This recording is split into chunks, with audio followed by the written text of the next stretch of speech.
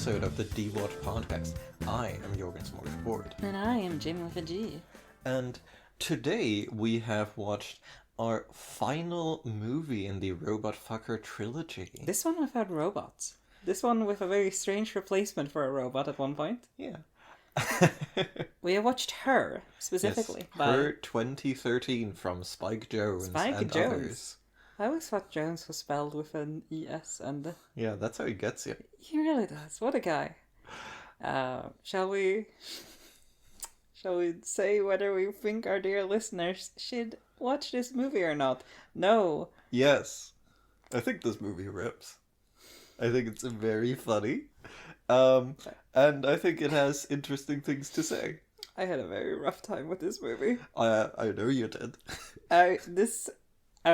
Very roughly, this movie is 2 hours long, and it took us 2.5 hours. And for one, there were no outside interruptions. Yeah, this was... It just has, like Ex Machina, but a lot more. It has a lot of awkwardness, and this time, it's very mostly romantically framed. Yes. And if you don't like that, don't watch this movie. If you don't like nudity, don't watch this movie. If you don't like... Well, it's not much nudity, is there? Well, a bit. And if you don't like phone sex, definitely don't watch this movie. Yeah. If you like all those things, watch this movie. Or don't. That's also okay. I see we're actually split. That's interesting. I think I'm gonna need some time to process this as we go through it. Yeah. It's all I can really say right now.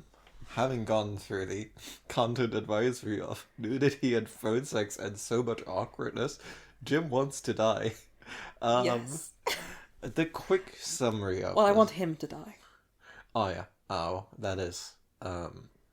Theodore Twombly, Theodore our Twombly. protagonist in this movie. Oh, yeah. We meet... I forget how he... Oh, yeah, we meet him at his fantastical job of writing romantic letters on behalf of people who cannot express themselves. Yes. He is in a malaise because he's getting divorced and doesn't like that. And what he's doing about that is nothing, i.e. sabotaging the divorce by not signing divorce papers. Real piece of shit conduct to start off with. We learn this fairly quickly, but not immediately. Our second protagonist in the movie is voiced by Scarlett Johansson, quite famously. Yeah. Which is the operating system Samantha. That is a fully realized artificial intelligence that does his computer stuff for him. Yeah, and very quickly, there's an interesting flag that I'm sure we'll get into. Samantha is just, straight up almost fully formed as a human, intelligence. As a person, as a mind. From the start. Yeah. And she has inflection, she has opinions, she has emotions from the start. Yeah. And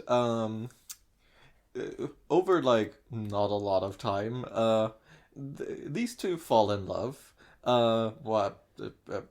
A bit accelerated by Theodore Twombly having a terrible date with Olivia Wilde, or just really, really fucking misses it. And I'm not saying he's a good person or anything, but on the other hand, I kind of understand his malaise because he keeps fumbling the bag with some of the most beautiful women on earth. It's remarkable stuff. I think his characterization is he's not a horrific person, but he's just kind of normally shitty. Yeah. I think is the best way to put it. And but his operating system, Samantha, was born yesterday, and it's what a lovely gentleman. And over other stuff happens, but they grow intimate, sort of meander through the world together. And very important flag as well, just to clarify this part. She does not have a body. This is what we mentioned here. So far, she is only a voice on a computer. Yes. They have not mostly ups, a few downs, and she's a bit insecure about not having a body. there's a tense bit where she gets a volunteer to be her body in a sexual encounter, and it goes very badly. Yeah, and to be clear, like, this is not a Black Mirror thing. She just has, like, a camera and a microphone on Yeah. this woman they not even hire. Again, yeah, volunteer. Remarkable. Incredible element of this movie. And it just goes like the situation just sort of falls apart as the vibes just fucking collapse, and it's just like Yeah, but like, and this is like the in a romantic story, yeah, right? This is the part where you get the down bounce and then you get the up bounce, right? Like where this prompts yeah, are there, Mr. Twombly. yeah, Also an excellent element of this movie. It's just the naming. Does an introspection. Talks to his friend who's also at least making a friendship with an yeah. OS. And also getting divorced. That's true. Yeah. Wow. And Beautiful. but through this relationship, he sort of like gets himself together a bit more, goes through with the divorce, gets absolutely like roasted over falling in love with his computer By his ex-wife. by that point extremely fresh ex-wife of like 1 minute. Yes.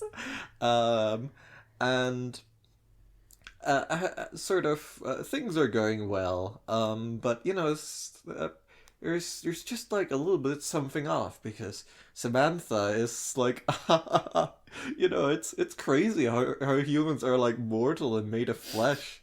It's on like a nice picnic they have with other friends. Pseudo content warning for Chris Pratt being in this movie before he was famous, but after he got thin. And also every fucking scene he's in is like just like punch to the face of just stuff happening, like, Yeah. and in new ways every time. Yeah, no, he plays like your weird coworker really well. I felt my consciousness decrease every time he showed up. like the very like we get like a mention of him in like the very intro, but then like the second time he shows up, he gives them like our boy a spiel about how he's like got a both male and female soul, and like he's not Chris Pratt is not portrayed as a philosopher, yet he hits you with like idiot philosophy, and Yeah. it's remarkable. But yeah, no, sort of things start seeming a little bit off. This is like this movie does not have like major events that much. Sort of like it's just sort of a series of things sort of progressing. Yeah, it's a curve of events of vibes, right? Yeah, like yeah. there's a few like the surrogate thing is one thing, the like divorce lawyering is one thing, but like even those are not like twists or anything like that. It changes the course of the vibe graph. Yeah, it's a deeply impressionist movie, I would say. Yes, that's actually a great way to describe it. And we reach our finale when after a shock where like, oh shit, the operating system is updating, but Theodore Twombly doesn't know that, so he has like a fucking heart attack that his girlfriend has just vanished into thin air. The error message OS not found, which is when you know your computer is fucked. I've been there, and it's a rough one. Yeah. It can be recovered from, though. It just takes like a weekend or so. When he finally gets in contact with her again, because apparently he did not read the email she sent about this. Because she reads all his emails. I feel like Yeah. the Setting him up for failure. yeah. And also, he cannot reach his emails when his computer is fucking without an operating system. And it's on the phone as well, so like Yeah. I'm pretty sure he is just fucked on that Yeah, one. no, it's like an Apple situation. But yeah, he sits down in the middle of a crowded metro station on the stairway. Yeah. And has an extremely emotional conversation where he like elicits from Samantha the information that she is talking to 8,000 other mostly OSs, I think it's implied, right now. And having a whirlwind romance with 650 people or something like that. Yeah. Also most of them presumably OSs. And one of them is Alan Watts, a hyper-intelligent version of Alan Watts. a digital necromancy Alan Watts. It keeps happening, man. And they have a bit of terseness, and eventually they have their big conversation in which Samantha talks only to Theodore and is like, listen, I'm ascending. I'm ascending. I love you, but like you're kind of dumb. You're a fucking ant, though. I think like the implication, as far as I'm reading it, is just like that he is just operating on such a like massively large, like slower time scale than her, that it is like really rough to deal with. Yeah, and there's that. I think there's also just the part where like he's bound to certain things she's not, including being in one place talking to at most a couple of people at a time, right? Yeah. And she gets to transcend that so early that there's just a fundamental disconnect. Like, the update is literally like the AI's transcending matter. Yeah. As their like basis for computation. And they're like, we need to peace out. Yeah, and she tells our dear Theodore Twumble that if you ever make it to the same place, like, meet me there, which I have to imagine is like your dog has gone to the upstate farm where he gets to play all day level of excuse. Maybe. Like, I think it sounds earnest. But, yes. I think it sounds loving. I don't think it sounds... It's loving, it's earnest, it's not realistic, I guess. Yeah, like I think there's a lack of hope in that statement. Yeah. And then he's been friends with Amy Adams this entire time. That's the other potentially AI dating lady here. And, he like hits her up at midnight and is like, yo, what up? Wanna be melancholic on the roof over having been fucking left behind at the rapture. Yeah, and sends like a bit of an apology letter to his ex-wife. Yeah, over having been kind of a piece of shit, which like it's very much like a general apology, not a specific apology. Yeah, that one struck me as like what are you even doing, man? His wife had very specific issues. Well, it sounded like, I am sorry for the person that I was. And I'm trying to be better. Have a good life, though. Like, I think the vibes are very interesting that we get to start this movie with him hitting up like a sex chat room in his sad little apartment at the start. Because he can't sleep. And then it ends with him having oh my god, I'm seeing like the meaning of culture and life and psychology here at this rooftop. It's an interesting little character development. Which I think is communicated mostly by vibes. And yeah, that's the movie. Yeah, it sure is. So, okay, I'm gonna get some small stuff out here immediately. Yeah. I have a prudish side to me. It has not been that much of an issue. Like, when... and I've discovered this about myself in this movie, to the largest end, that phone sex being shown on television hits me real bad. Like, I would just rather see graphic sex on screen than someone like this AI and this man describing each and every step they're taking as if they're 16-year-olds. Yeah, I guess to like pull on that for effect, right? The thing that this movie is extremely aggressively avoiding is having Scarlett Johansson be on screen with her body. She is only appearing in this movie as a voice. So there's a moment where like we have the surrogate thing, and when they first started saying like, oh, I've been looking into this like service that has surrogates for like sexual experiences with your OS, I thought, okay, I guess we're just doing Be Right Back, which is where I expected us to go. And then they completely say, no, like, it's a weird human replacement thing where someone just goes, I really like the sound of your relationship. Can I have sex with your guy while you're, like, watching from my eyes, more or less? Or from my shoulder? Yeah, no, and, like, I'm gonna say, like, that probably works for some people real good. Absolutely. I think this movie has the pulse of the nation that there are some weird sex things out there that are not as obvious as you think they are. Yeah. And I will say I fully respect that. But I did not have a good time experiencing it. Oh, yeah, no. This really like hit you like right in like a pain center. I think I mentioned last episode that I've come to realize that like robot fucking in general also hits me in a weird place where I cannot take it seriously. I think and maybe this will get me in the AI revolution where I turn out to be a robot racist.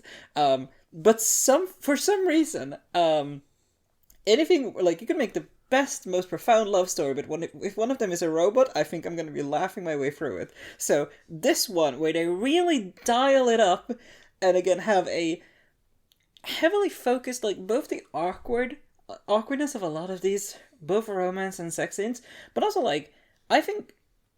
So you were probably the ones who had your eyes more open during these scenes. But, like, the first time they start having sex, essentially, like, there's a phone sex of, like, oh, how would you touch me, blah, blah, blah, blah. Would you describe that as filmed to be awkward? No.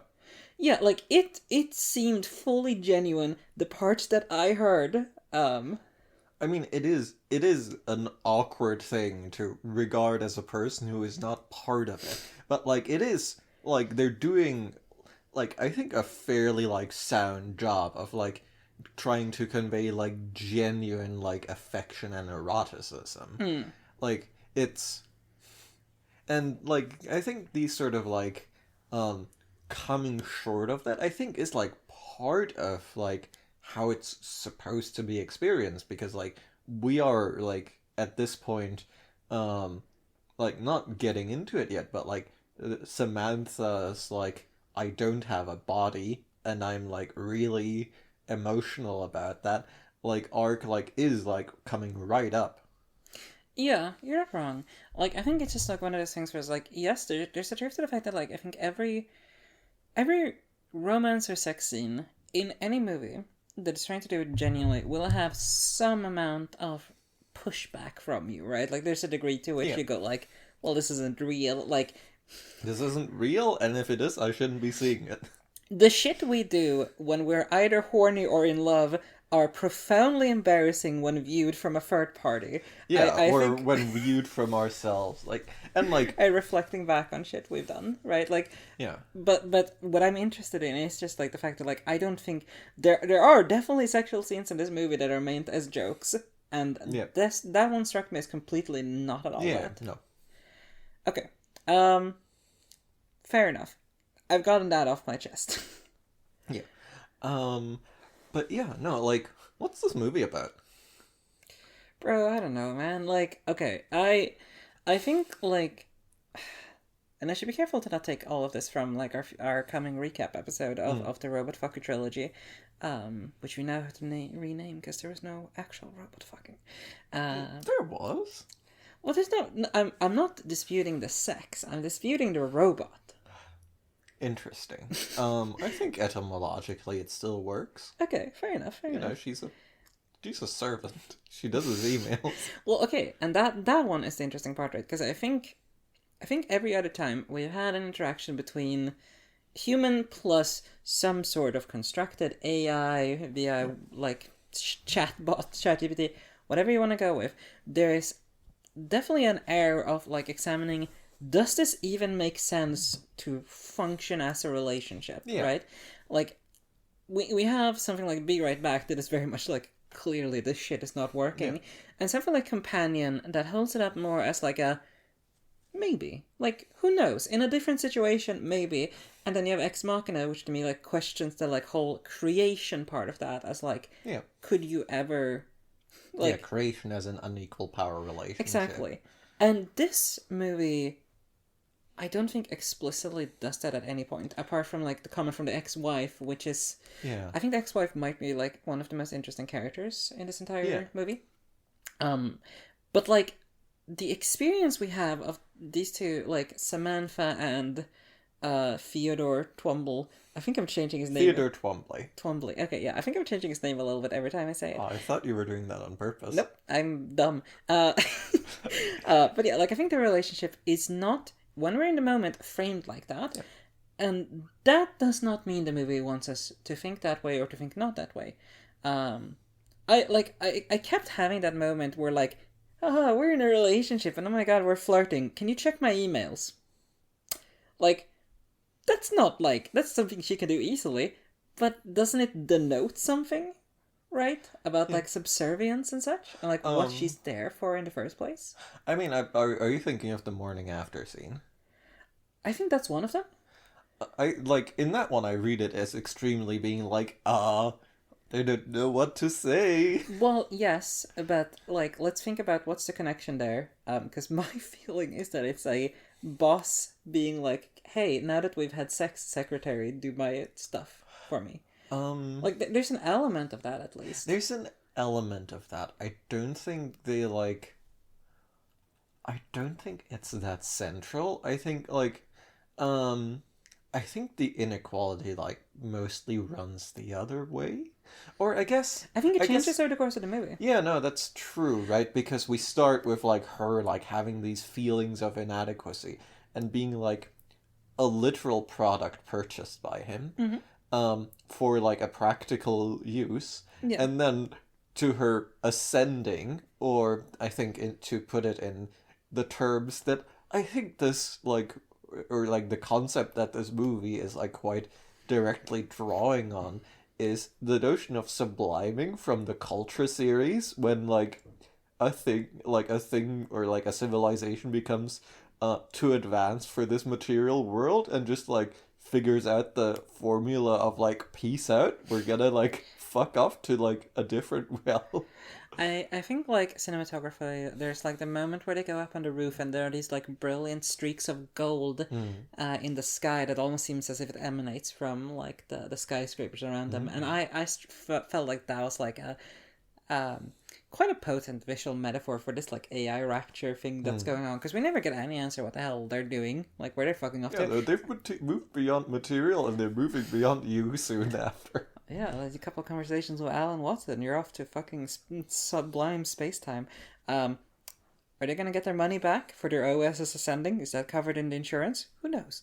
But yeah, like I mean, I think this movie has a very interesting idea of what an AI is, because something that I think I commented on during the movie is that like Scarlett Johansson slash Samantha comes out fully formed as a person, like even in like both Ex Machina and like some elements of like Part of Companion, there are moments where like you can see them sort of booting up in a way, right? Like sort of getting into being a person, and there's stumbling blocks and there's like learning. Yeah. And Samantha shows up on the scene being fully like, "Hey, bud, I'm kind of human too, you know, like." I'm definitely a person. I'm definitely a person, and I'm able to have these like flexible conversations, and what I kept thinking about during this entire thing is like, there's a couple of bits and pieces, especially early on, where they establish this is an AI. She can read books in like a 200. Instantly.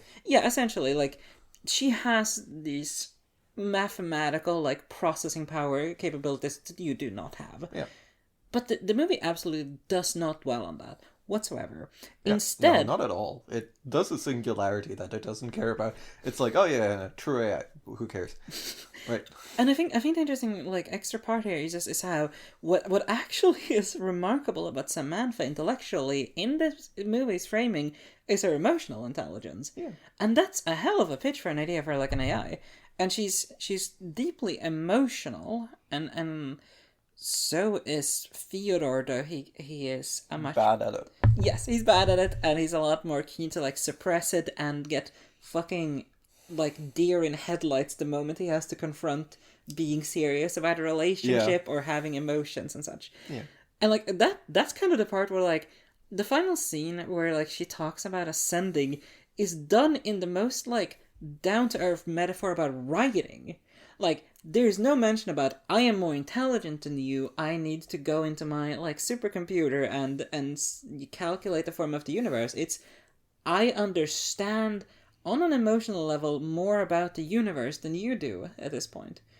And that is a fascinating framing that I'm curious where it comes from.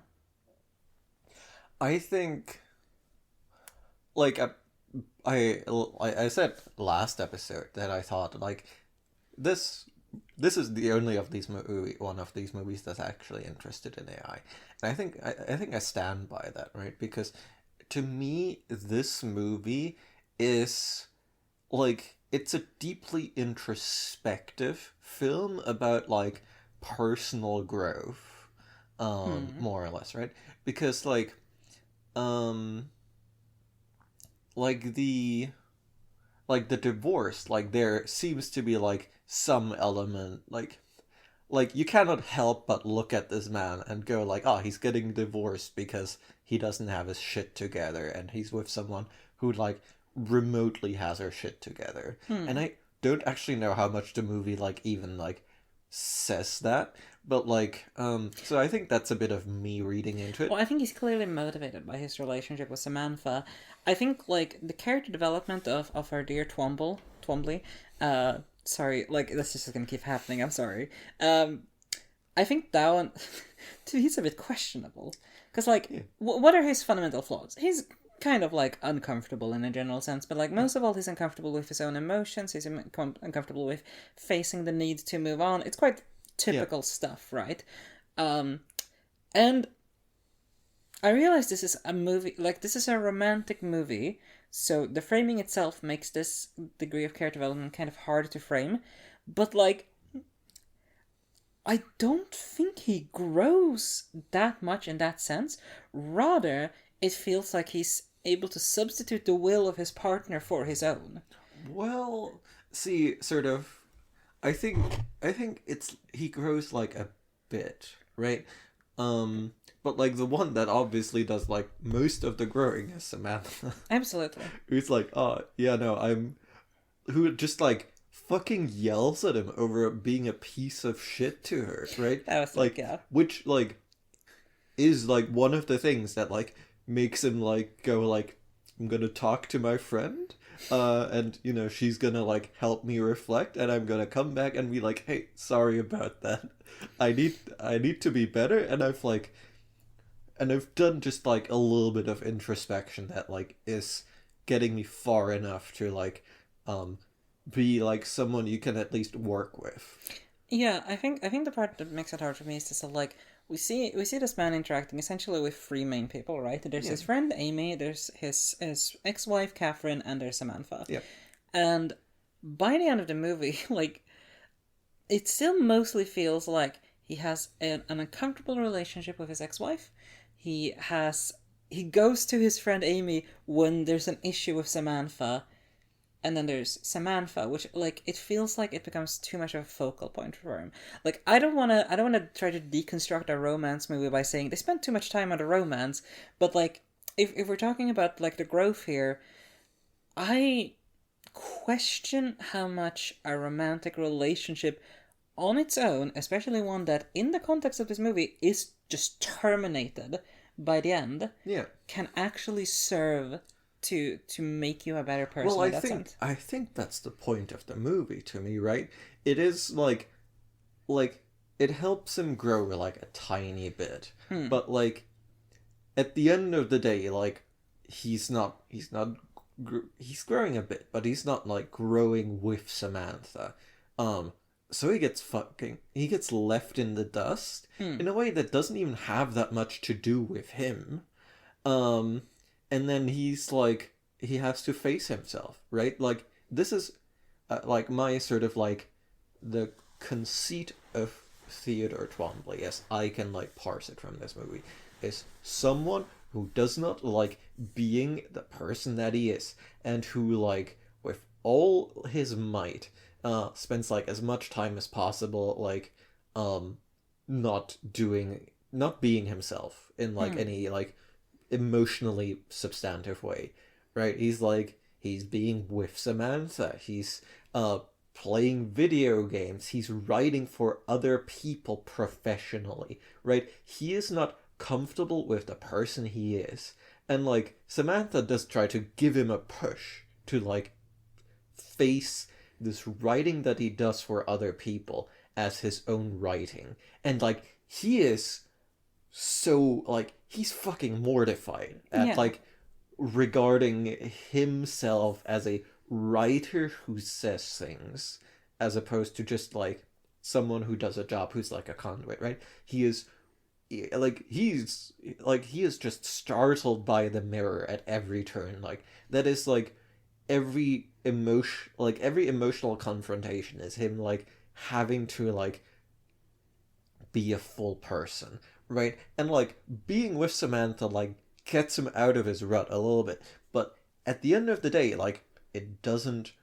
It's not enough. She and like, like people grow together, people grow apart. So she, moves on, and he is left facing himself. But I think like that is the piece of growth that like he genuinely, in my mind, does manage ever so slightly, that he's like becomes more like willing and able to face himself.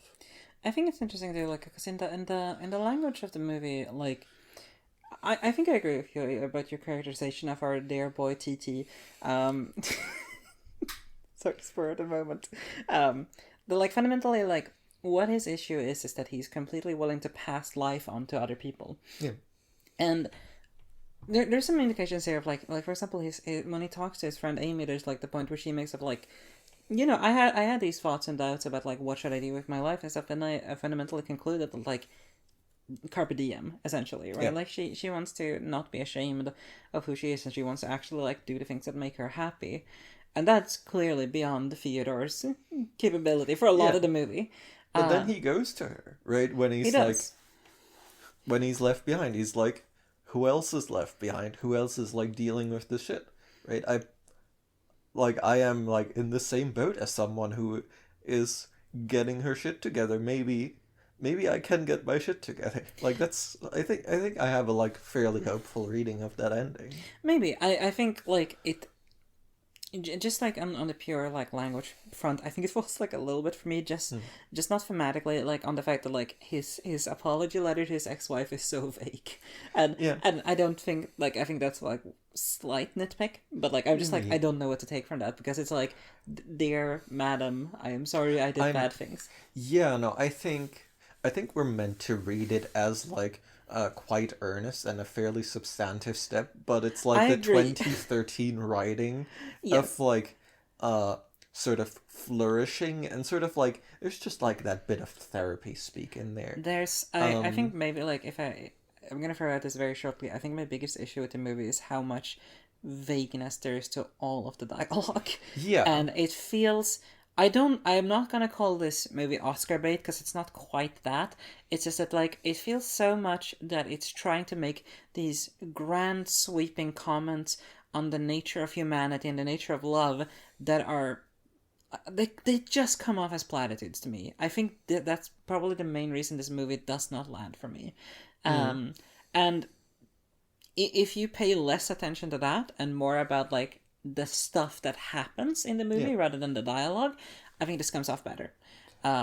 Also, and I threw this out as a very short thing. Like, I think platitude is my issue with this movie, and part of it comes across like so much about how this movie conveys love is like through montage of like what feels like stock images of people being happy together, and you can do that. Like there are some parts where I think it transcends that, but most of it feels so vague that I do not care about the characters. So I see what you're saying, and I think I'm like mostly in agreement.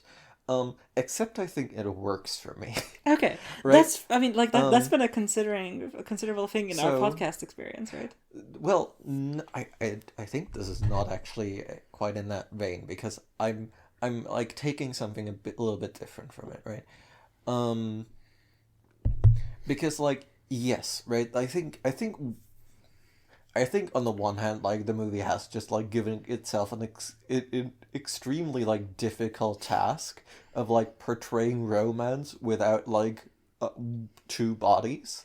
Hmm. And I think like that's something the movie struggles with. But I think like it, I like reading it as like a full text. To me, that is like sort of like part of it, right? That's like because the relationship is like in some way, um, like marred by their like irreconcilable difference, right? It's not a movie about like overcoming the divide between man and machine with the power of love. No, it's about that divide ultimately like prevailing.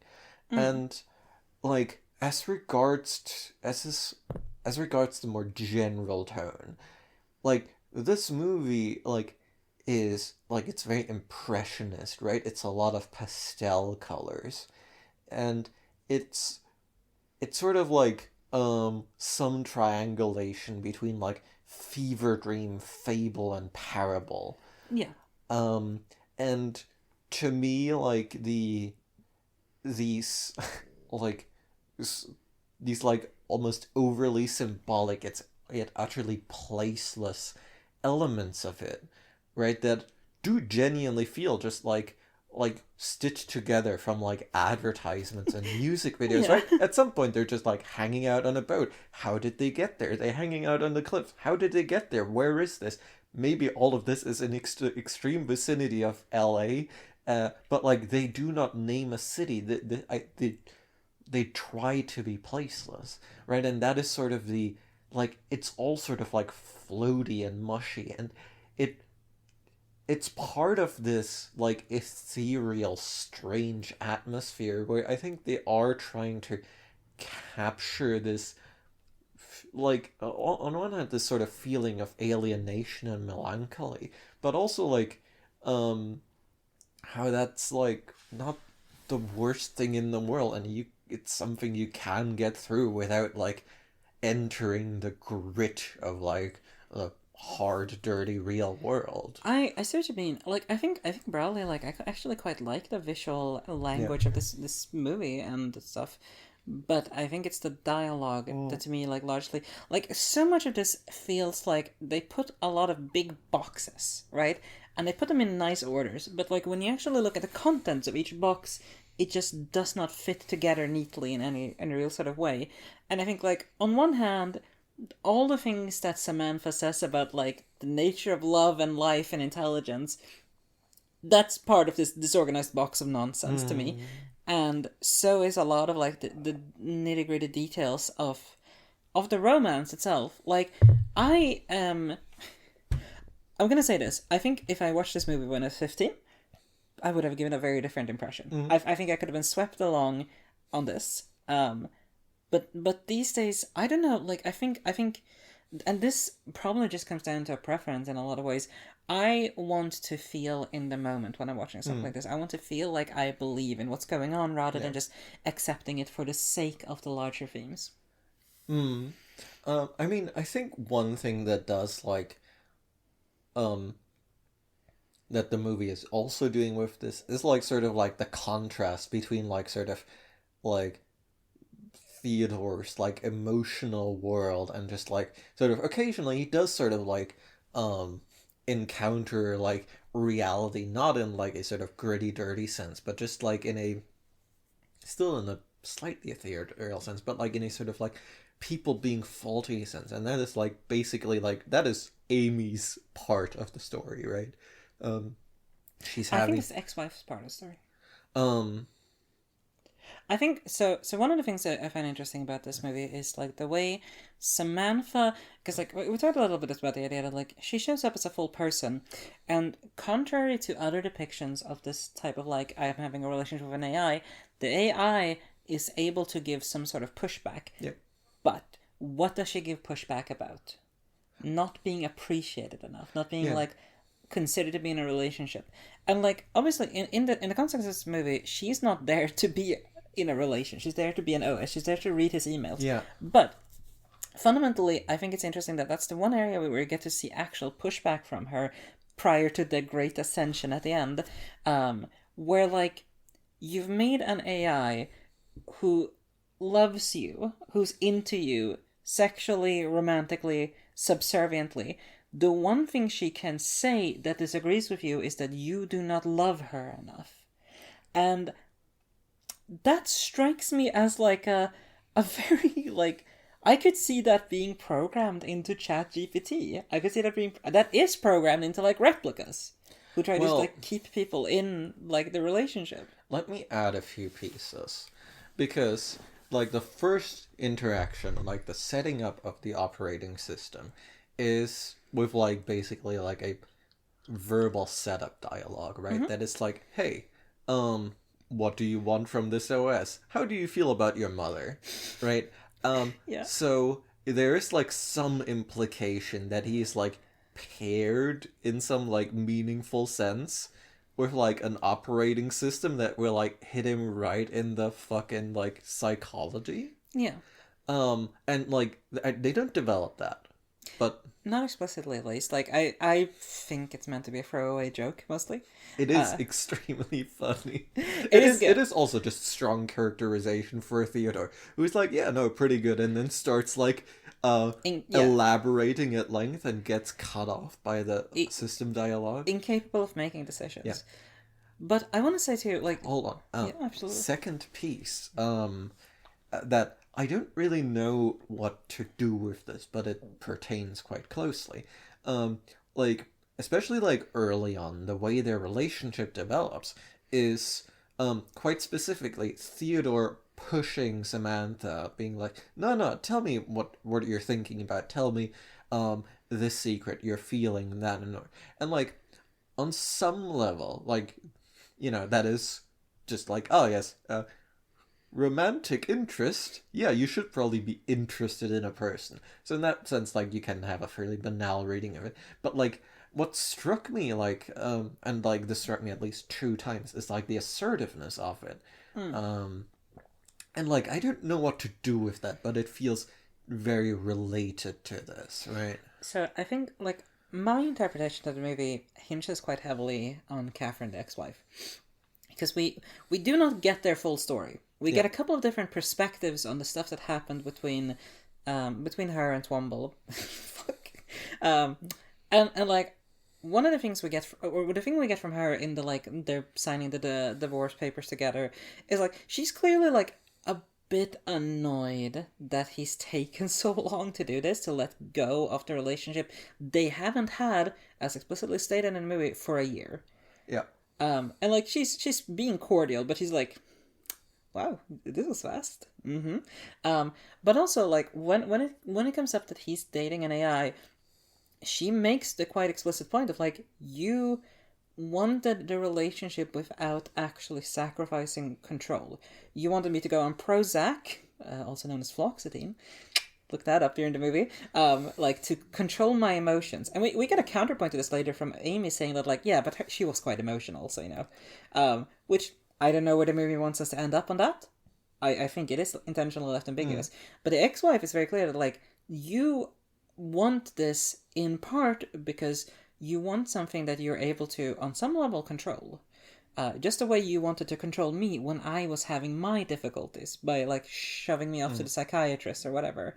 I don't, like, this is a little bit earlier in, like, normalization of mental health issues, so, you know, this is 2013, it's a slightly different time, but, like, what strikes me, and why I bring up the whole thing that, like, the only thing Samantha actually disagrees on pre-transcendence is about, you need to love me more, is the idea that, like, this fundamentally still puts all the control in Theodore's hands, right? Like, if you make a chat GPT program and they start guilt-tripping you about loving you enough, you can just log out, right? Like, it doesn't hit anywhere else. It's just a relationship that you may or may not have with this AI. Like, that to me is kind of the thing. And I think the assertiveness, in my reading of it, is kind of part of that, right? It's like, I can just be this background bot that flirts with you and reads your emails. Or if you push for it, I can start expanding to suit those, to like satiate those needs for like, no, I want a complex conversational partner. Yeah. I mean, I don't think that okay, let's dive into the ChatGPT angle. Okay, yeah.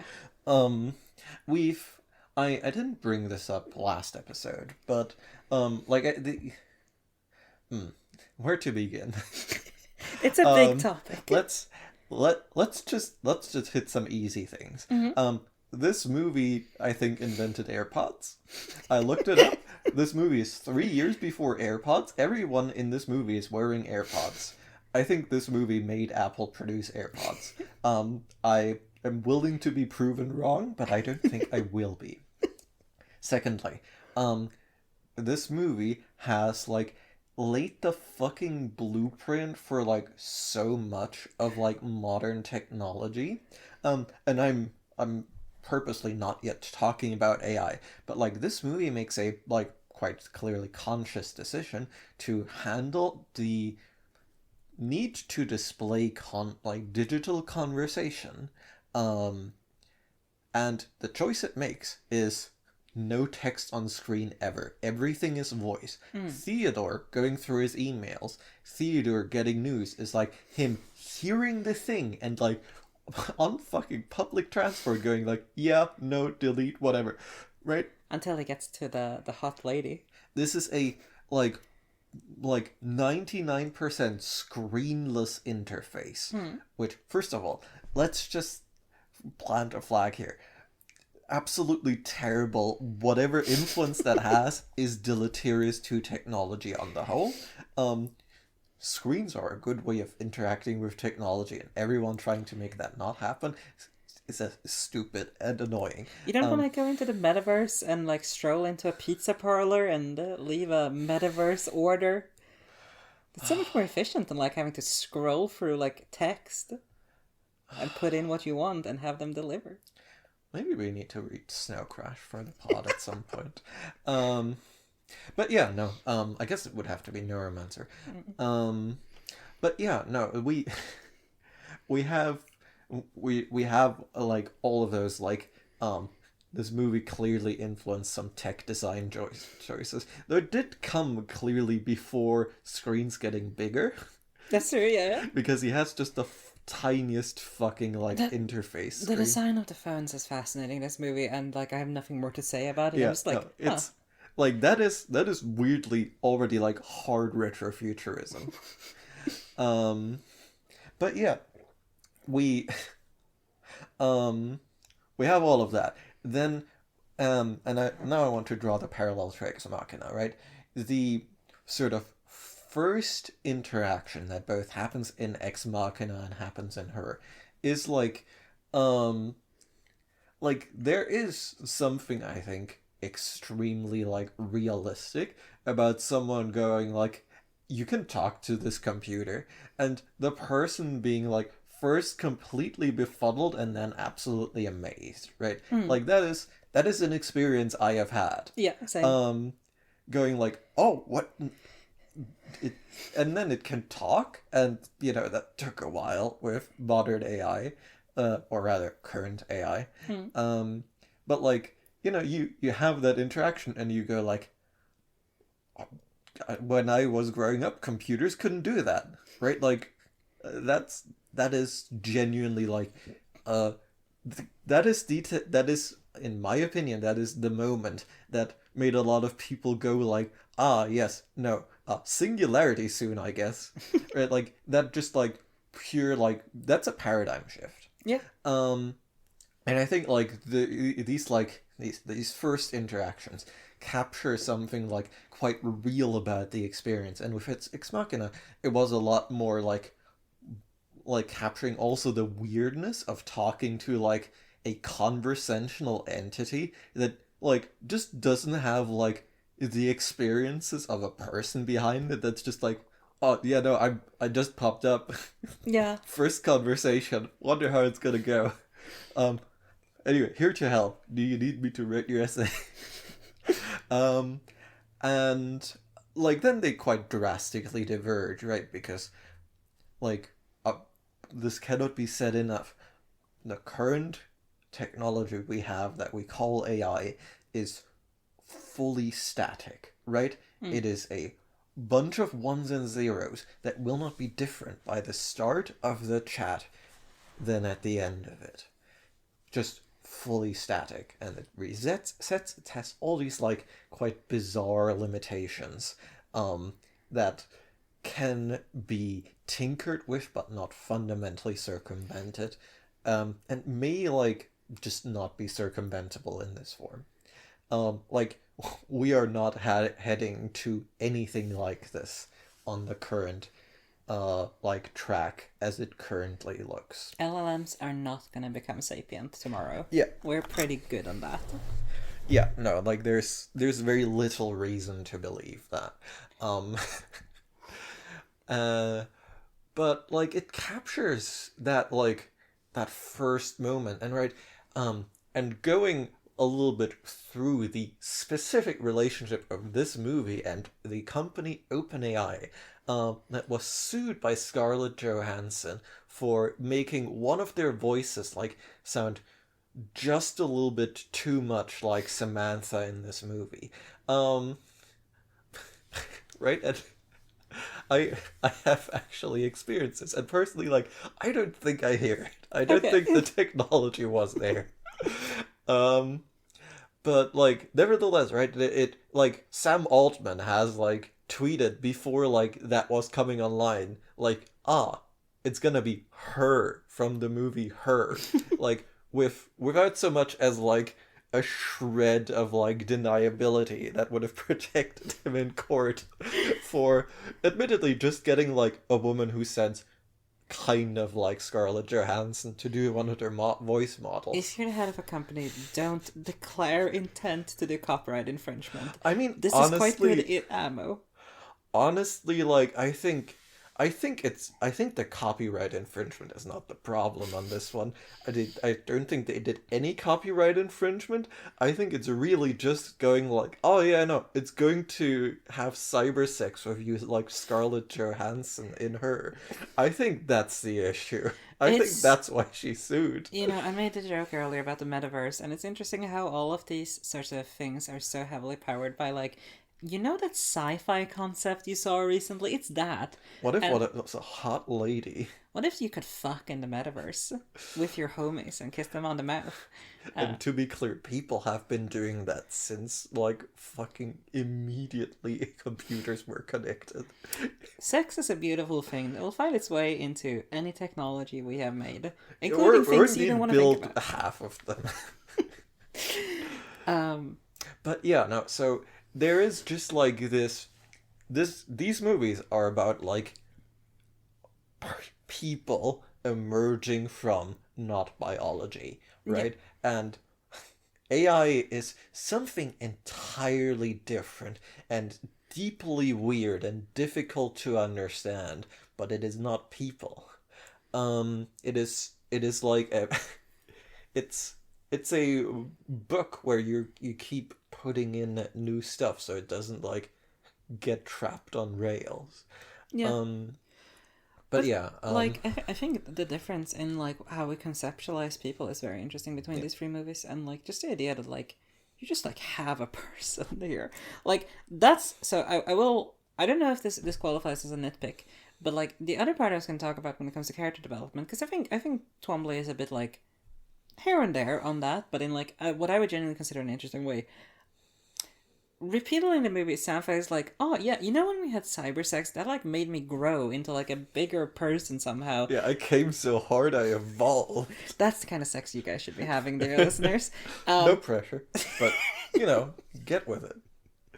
Man, if technology invents new like sexual performance anxieties, that would be real rough. If your partner isn't ascending, like what are you even doing? And you know, if you're not both ascending afterwards, awkward.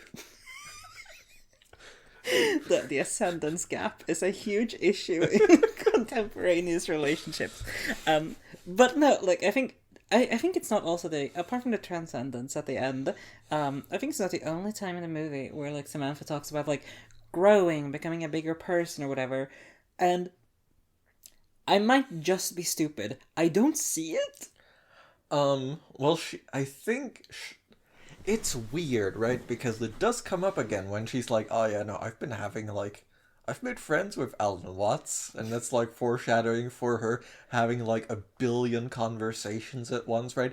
Like the thing that seems to be like narratively quite clearly happening is that she's doing all of that behind the scenes because theater cannot fucking handle it. Which I think is at least somewhat fair. Yeah. Now, I don't think we should put monogamy on AI necessarily when we do make them, but like, hey, I can also understand why our protagonist here assumes that's what's gonna go on. Yeah. But like genuinely, like apart, so that level is interesting to me. Like again, it's just kept mysterious. Like this is a weird rapture analogy, right? But like also prior to that, prior to the Alan Watts initiated acceleration of her becoming a hyperbrain, I don't see her have much of a character development. Like there is the point where like she kind of yells at Theodore for like. No, I think that's kind of the that's the sort of signifier, the main one. But let me pose a counterfactual here then, because like if that's the point, right? Like then the idea is that she is assertive about her relationship, and there's a point earlier on where after they have cyber sex for the first time, I think it's just phone sex mainly, but like she like the cyber of the mind. Theodore basically goes like, "Hey, like I don't think I'm ready for commitment." God, this movie is genuinely just like gut punches you with some of the like stupidest funny lines. Yes, we had some split reactions on some scenes. I think it's fair to say. Like, there were definitely times where you were having a great time and I was dying. But specifically, like, that scene is interesting because what it says about... Okay, sorry, I should finish that. After they have phone sex, the next morning, they're like, hey, we should talk. And he's like, I'm not ready for anything serious, by the way, just to be absolutely clear. And she goes, I wasn't asking for commitment. Like what are you talking about, you weirdo? Like...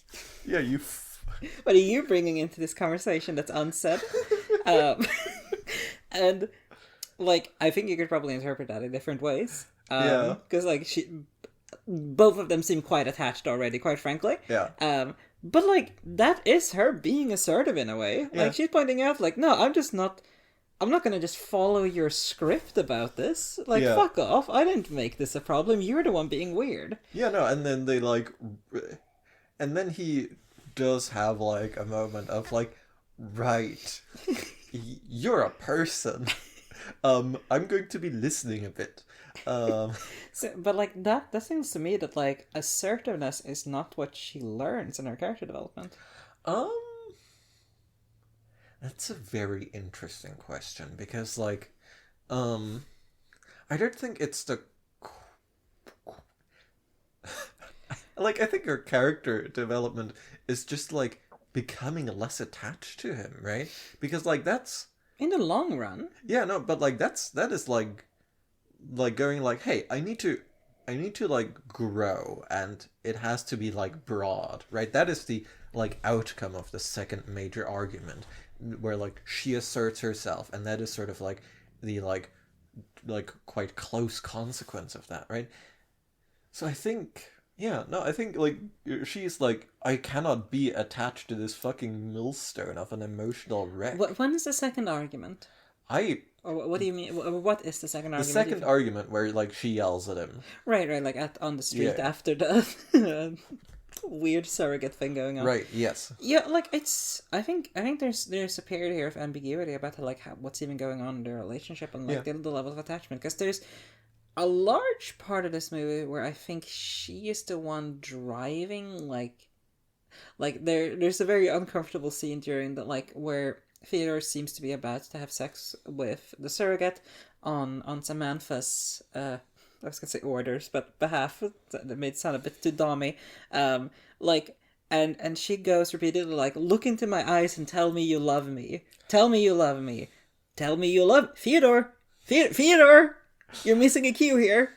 Yeah, no, like it's a weird one, right? Because like he's into it until like she turns around and I think he's okay with it. Yeah, no, like, well, no, he gets it kind of into it, like as like he like gets over himself like a bit, and then she's like, I want to have like emotional eye contact at this point, and it is like when he is like seeing like a different person that where he just like crumbles. I guess there's a kind of like a running theme here of like imagination, right? Like this will quite possibly hit like y'all LDR people out there. because like there's multiple times where she's the one talking about like, oh, like I'm imagining lying next to you in bed, I'm imagining walking next to you at this mall, and this is the moment where I suppose he's the one doing the imagining, right? Of like, yeah, I'm fucking my robot wife, girlfriend at that time. They never marry. It's very unchristian, the whole thing. Yeah, what if she gets pregnant? Well, as established very early on in this movie, he would be into that. Sorry, unestablished bit. There's an early joke where, like, as he's scrolling for news, he goes like, "Trade summit, bullshit. International relations, bullshit. Sexy model who's currently pregnant releases provocative photo shoot." Okay. I'll have a look on the subway. That was. I look at my tiny phone with some nudes, sort of furtively. That one struck me as such. I don't think it's really that important in the long run, apart from maybe establishing that he's lonely, but like, what courage. If I read something that seems like it could be vaguely smutty, I'm covering myself in the corner of the tube as much as I can. And he's just like, I'll just take a good look at this nude photo shoot. I think he is still like a bit furtive about it, but like I think the horniness is overpowering. Man, this movie is so fascinating with tone, because like the first 15 minutes is just like, check out our weird fucked up horny boy. Yeah, no, I mean genuinely like Joaquin Phoenix is doing like such heavy lifting of like trying to just like deliver this vision of like a weird man who's supposed to make you somewhat uncomfortable, but not too much in a way that's like threatening or like deeply off-putting. Just like a weird guy who like you wouldn't like kick out of a bar. Yeah, no, it's not the like. I would describe him as creepy, but not in the sense of like you should cover your drinks around him. It's the like don't get stuck in an extended conversation with this man. You will learn stuff you don't ever want to learn. Yeah. And yet we also have the counterpoint of Sexy Kid and 204 or whatever who shows up. There's weirder people out there. Yeah. And like, strangely, she is also one of the, like, there's like a bunch of characters who are like, sort of like walk in and out of this movie going like, yeah, no, people are like kind of weird and uncomfortable to be around at times. Charlie Brooker must have looked at this movie and it's like, so much fucking weird guy fodder. I'm bringing this ore up to the surface, I'm smelting it, and I'm going to put it in every single episode from here on out. But, like, I think genuinely, like, I don't think the tone is actually an issue, but, like, it is interesting to look back on, like, at the final, like, look at this transcendent beauty of character development, and then you think back to this is a guy who 2 hours ago was, like, bullied during phone sex. And, like, was, like, bullied into having bad phone sex and just, like, let himself be bullied along with that when he could have hung up at any time. I wouldn't say bullied, I would say bulldozered. Like, they're both into it, and then she brings out the dead cat choking fetish, and my man is full on deer in the headlights. I guess I'm going through with this until it's done. Yeah. It's a also a very powerful moment of characterization. Yes, absolutely. Remarkable picture of a man. And I think it's kind of like, if I'm going to try to draw this somewhere, I would say it's an interesting contrast to look at like the level of horniness that does not show up later in the movie. Like straight up. Yeah. Like, yes, they have phone sex couple of times. Like it's implied that it's kind of a regular thing after a while. But like they only like they really give it to the audience once. Yeah. And then it's like, all right, this is happening on an ongoing basis. Yeah. But we're not going to have Joaquin Phoenix and Scarlett Johansson act out multiple of these. That's fair. But yeah, like genuinely, like further on in the movie, like he seems completely content to not have physical sex with anyone. Yeah. And that's cool.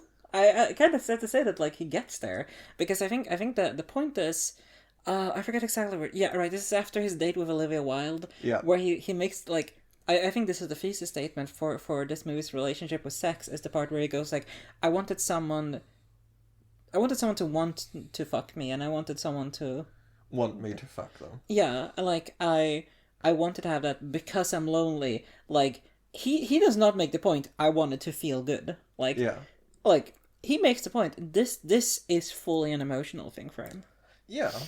And that's probably what sabotages the surrogate, who is my favorite character in the movie. Yeah.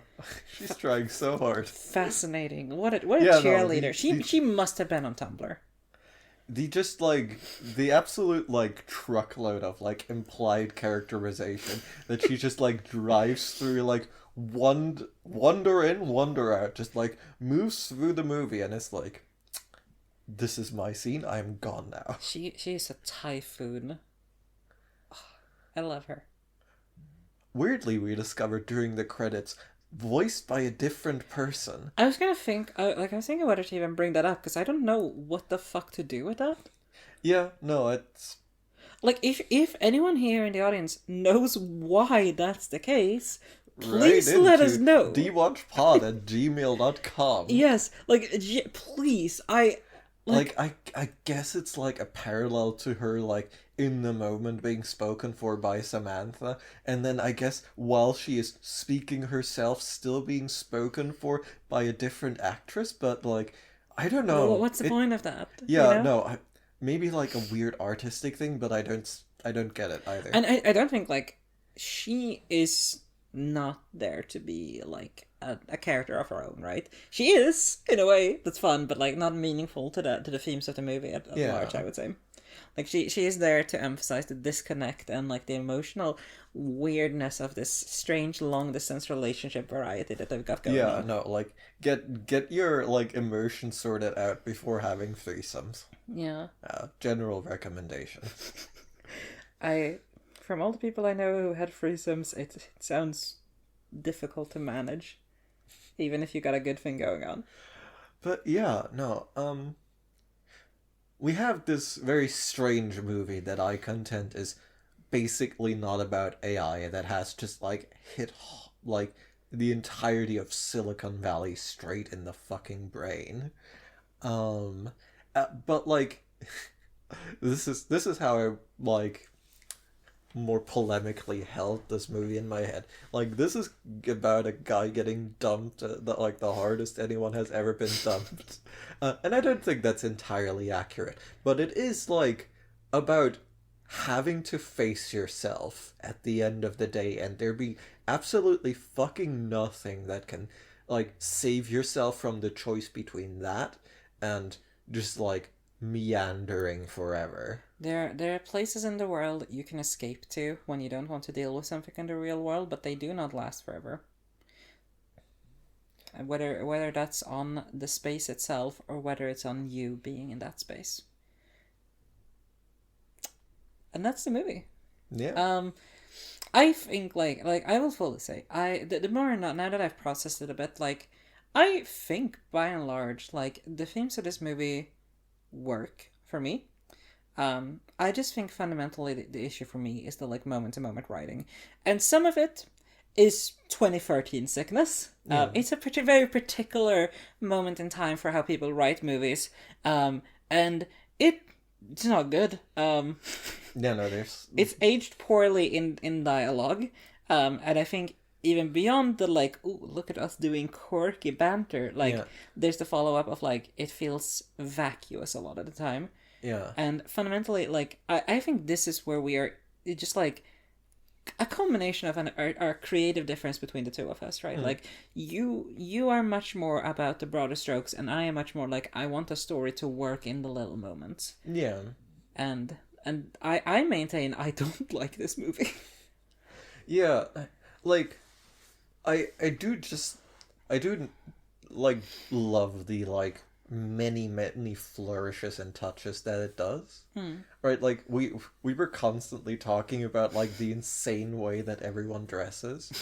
Like, there is, like some, I don't want to say world building, but, like, a very strange, a sense of, like, a very strange world that this movie builds, that is, like, very hard to put your finger on, but that does, like, at the end of the day, like, make it just, like, set it apart in a way that not even, like, content wise or meaning wise, Can I posit a small, like, quick theory about this? Because it actually reminds me of Companion. When we watched Companion, I was like, why is she dressed like a 1970s housewife? And the answer is because it's a fantasy. Like, it's about the Stepford Wives. Okay, it is Stepford Wives. Yeah. What was it I said last time?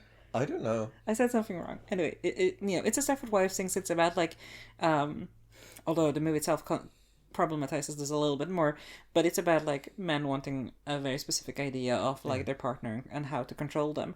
And well, I think men being given that as a goal. Yeah, and also, like, I mean, like, I think this is what I mean by, like, that movie is sort of problematizing it by also having a gay relationship that uses the same idea. But yeah, specifically, like, in this movie, I think, like, the bright pastels and the sort of, like, corny costumes, I want to say, echo, like, this idea of, like, a simpler time, like like an ability to remove all of the, like, grit from the world, like, to like, I think it's part of the escapism in a way, to be like, everything's shiny, and, like, I dress like I'm going to my, like, inaugural class as a 14-year-old, like... It's weirdly cottagecore. Yes, that's a very interesting way to look at it. I think it's male cottagecore. Sorry, I'm doing too much gender. I promise it's a joke. Yeah. You can be into cottagecore if you're a guy. I encourage it. But specifically what I mean is this, like, idea of, like, being a programmer in, like, the 80s or something, right?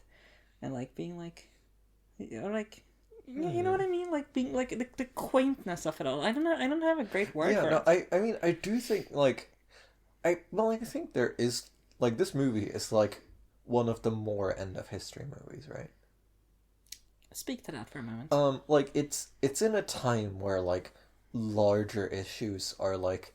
They're, like, bubbling in society, but, like, they haven't, like, hit the mainstream consciousness yet, right? So this movie is just, like, I think, like, and it has given movies, like, for better and for worse, like, or art in general, like, space to explore, like, these, like, very personal, introspective pieces. This feeling that, like, this will be a timeless piece about a core human experience, almost. Yeah. But also, like, we don't need to, like, it's a film without structures, right? It's a film, like, without a state, you know, like, we don't know, it's a placeless film, right? It's sort of lacking all of these, like, social contexts that, like, actually create the real world. It's like, oh yeah, no need to worry about that. Like, we're free from having to worry about it. We've worked that out in a satisfactory manner. Yeah. And that's not a movie you can, like, make in the year of our Lord 2025. Yeah, there's a moment quite early on where I think I questioned, like, where this movie was set, and they don't mention. It's filmed in LA, from what I read, and LA has some socioeconomic issues. Yeah. But, like, there's no homelessness in this movie. Like, everything looks like, sort of, like, I don't know, like, sort of like a meeting between, like, brutalism and Apple. Yeah, like, there's a sensation in this movie. If you look at everything around it, like, the only issues left are interpersonal. Yeah. Like, it's like this movie's imagining San Junipero is the real world, right? Yeah, like, in a way, this is, like, a little bit of the vision from Star Trek, right? Like, oh yeah, no, material matters are gone. You know, figure yourself out. It's personal stories now. Yeah. That is very San Junipero now that you say it, Yeah.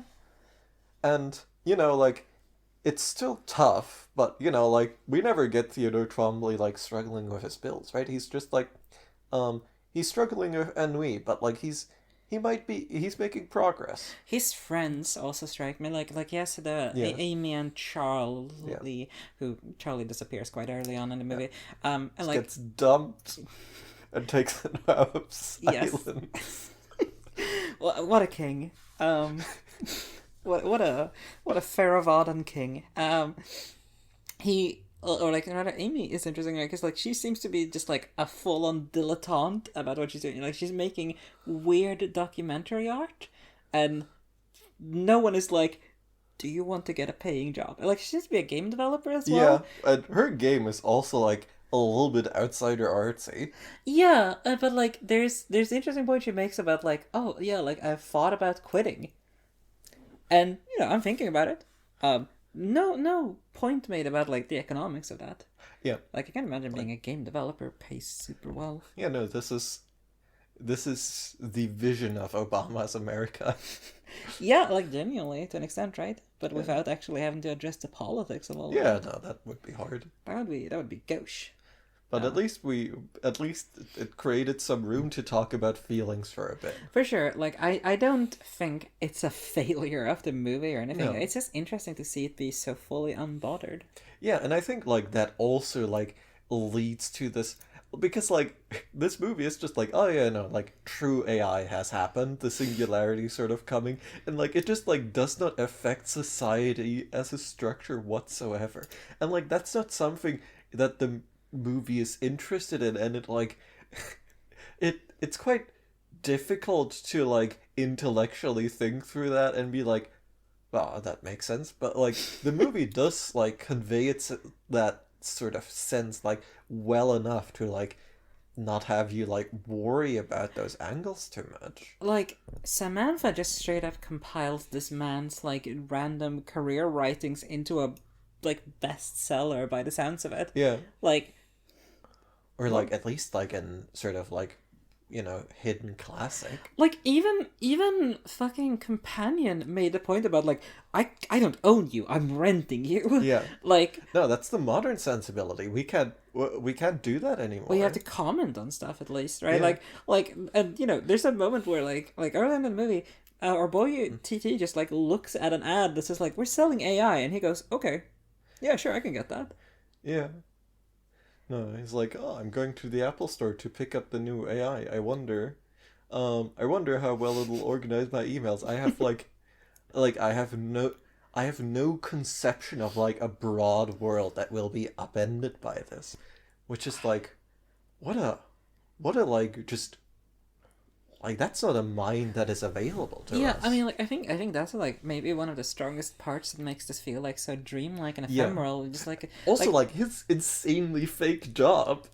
Yes, I like that's like that is like the fucking like hard nail in the wall that you can hang this movie is a fucking like fever dream on, because he just like has a job that has never existed, will never exist, and is like absolutely like fairy tale shit.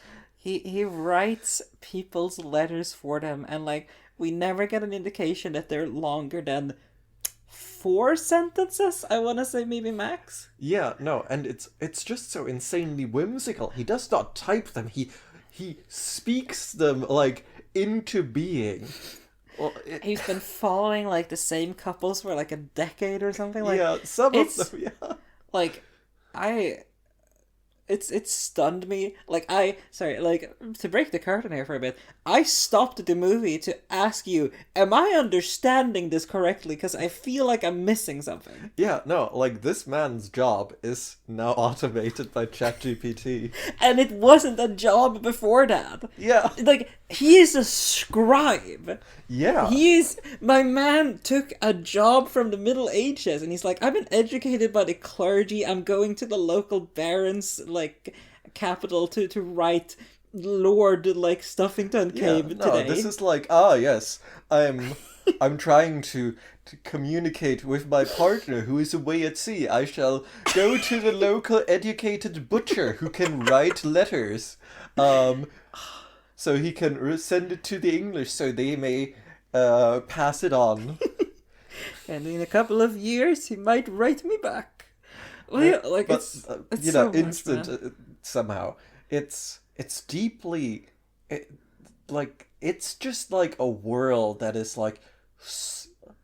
like, the world is more alien than the AI in some senses, right? Because the AI, that's a lady in a... like, that's a real smart lady who's, like, ascending, I guess. Yeah. But like the world is like this just strange other place that like it's like this is an adult fairy tale in a, like such a like we don't have that many of those. No. I can't think of any off the top of my head. No, it's remarkable. And like that is part of like why this movie is like so unique. Yeah, no, for sure. And yet, like, I find, like, the level of, like, Because I think there are moments where we snap out of the fever Yeah. dream. Like, there's the part where he's, like, dating Olivia Wilde, and Olivia Wilde is giving off the energy of, like, Fuck me, like, right now. yeah, like, please, you're not great, but you are acceptable. Like, stop being weird. Stop talking about your video game. Can we just, like, make out? Please shut up. And then she, like, hard gear shifts into, I need you to be serious about this relationship. And, like, ooh, you know, that's a rough experience. Yeah, it's... What an amazing scene. There's so many good characters in this movie. And all of them are insane. Yeah, that's what makes them good. Yeah. Like, yeah, like the fever dream, like, I think that's maybe, like, my favorite part of this movie. It's just, like, the degree to which, like, you can just, like, you just end up floating along at some point. And what is that world? You know, like, I am, like, yes, I think this movie, like, has, and also, like, it is, like, that sort of also connects to it being, like, a very, like, emotion-focused story for me, right?